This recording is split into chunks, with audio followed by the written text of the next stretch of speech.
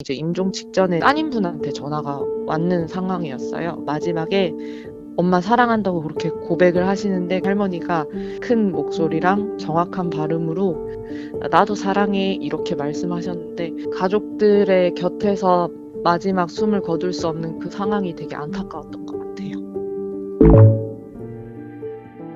코로나19가 많은 것을 바꿔놓은 요즘 마지막 순간을 보내는 환자와 그의 가족들도 전에 없던 특수한 상황에 처해 있습니다. 임종을 전화로 한다는 상상은 한 번도 해본 적이 없거든요.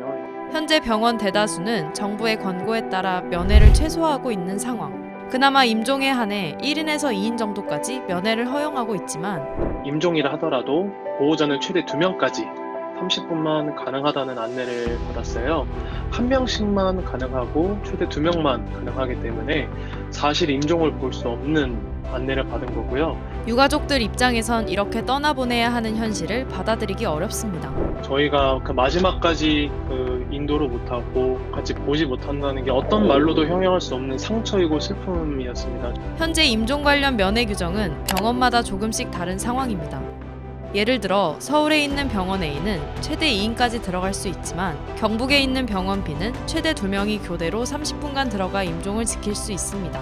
서울의 한 병원 관계자는 각 병원마다 정부의 사회적 거리 단계, 지자체의 지침, 각 병원 상황을 종합적으로 고려해 가이드라인을 마련하고 있으며 각 병원마다 구체적인 규정은 달라도 강도 높은 감염 예방 수칙만큼은 모든 병원에게 불가피한 상황이라며 안타깝지만 임종 규정을 완화하는 게 현실적으로 어렵다 전했습니다. 다만 오늘 9일부터는 호스피스와 요양병원에 한해 면회가 일부 허용되는 정책이 시행됩니다. 코로나 시국이 길어지면서 임종을 함께하지 못하는 환자와 유가족들의 인권 문제가 꾸준히 관심을 모았기 때문입니다. 이런 변화를 바라보는 일반 병원 환자와 유가족들은 더욱 애타는 마음으로 변화를 기다리고 있습니다.